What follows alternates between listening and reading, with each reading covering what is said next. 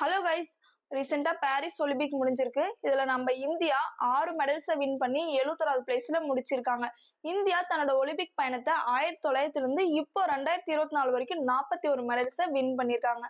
ஒலிம்பிக்கா இருக்கட்டும் இல்ல மத்த எந்த இண்டிவிஜுவல்ஸ் கேமா இருக்கட்டும், ஏன் எதையுமே கிரிக்கெட் நிகரா நம்ம நாட்டுல நிலைநிறுத்த முடியல?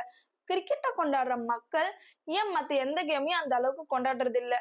கிரிக்கெட்டை தவிர நமக்கு வேற எந்த கேமும் சரியா விளையாடுறது இல்லையா, இல்ல மக்கள் மத்தியில அரசு பிரபலப்படுத்த தவறிடுச்சா? இது என்னன்னு டீட்டெயிலா பார்க்கலாம் வாங்க. அதுக்கு முன்னாடி இந்த மாதிரி இஷ்யூஸை டிஸ்கஸ் பண்ண நம்ம சேனலை சப்ஸ்கிரைப் பண்ணாதவங்க சப்ஸ்கிரைப் பண்ணிடுங்க. இப்ப வாங்க வீடியோக்குள்ள போலாம்.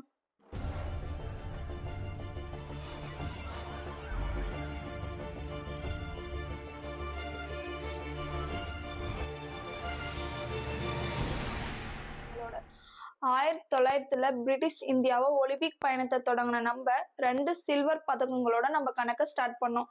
நமக்கு சுதந்திரம் கிடைச்சதுக்கு அப்புறம் 1948 சுதந்திர இந்தியாவா ஒலிம்பிக்ல பார்ட்டிசிபேட் பண்ணி முதல் கோல்டு மெடலை வின் பண்ணோம்.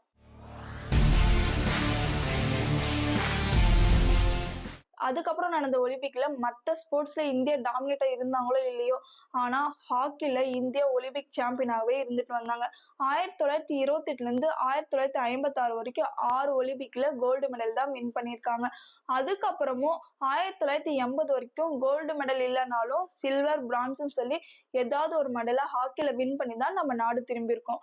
1980 விட்ட நம்ம 2020 டோக்கியோ ஒலிம்பிக்ல தான் ஹாக்கில பிரான்ஸ் மெடல் வின் பண்ணியிருக்கோம். ஏறக்குறைய 40 வருஷம் இடைவேளை. இந்த 40 வருஷ கேப்ல நம்ம ஹாக்கி கேமை பிரபலம் படுத்திருக்கோமா அப்படின்னா கேள்விக்குறிதான்.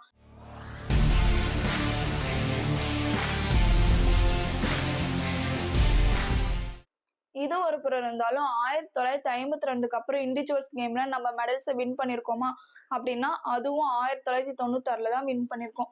அத்லெட்டிக்ஸ் கேம்ல நம்ம வாங்கின முதல் கோல்டு மெடல் 2020 நடந்த டோக்கியோ ஒலிம்பிக்ல தான்.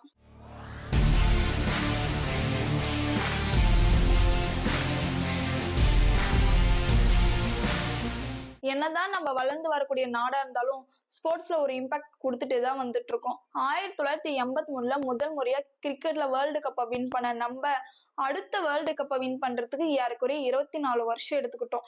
இந்த 24 வருஷம் கேப்ல கிரிக்கெட் விதித்த அடித்தளம் அப்படின்றது ரொம்ப பெருசு. ஆனா 12 ஒலிம்பிக்ஸ்ல 11 மெடல்ஸை வின் பண்ண ஹாக்கி சரியான அடித்தளம் அமைக்க தவறிடுச்சா அப்படின்னா ஆமான்னு தான் சொல்லணும்.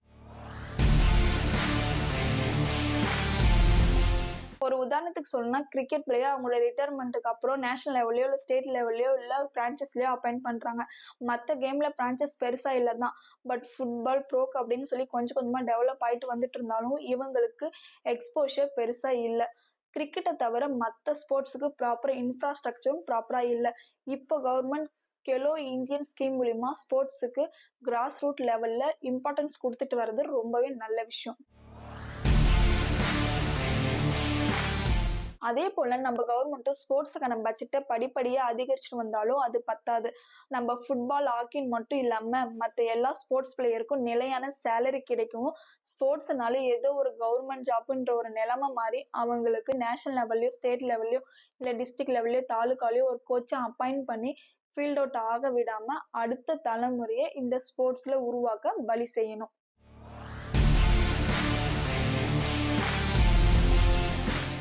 ஒரு கிரிக்கெட் மாதிரி கோடியில சம்பளம் இல்லைனாலும் இவங்க தேவைக்காக வேலைக்காக சம்பளம் கொடுத்து இவங்களை அடுத்த தலைமுறை உருவாக்குவதற்கான வேலையை சிறப்பாக செய்யலாம். நம்ம வீடியோட எண்டுக்கு வந்துட்டோம். ஒரு விளையாட்டை யாருடைய கட்டாயத்தின் பேர்ல ஒருத்தருக்கு வர வைக்க முடியாது. அது நமக்கு வரணும் அண்ட் பிடிக்கணும். பிடிச்ச அந்த கேமை வளர்க்கறது எல்லாம் ஸ்போர்ட்ஸ்மேனோட கடமை. அவங்கள மரியாதையாகவும் கௌரவமாகவும் நடத்துறது நம்ம கவர்மெண்டோட கடமை. அடுத்த இன்ஃபர்மேஷனை சந்திக்கிறேன். பாய்.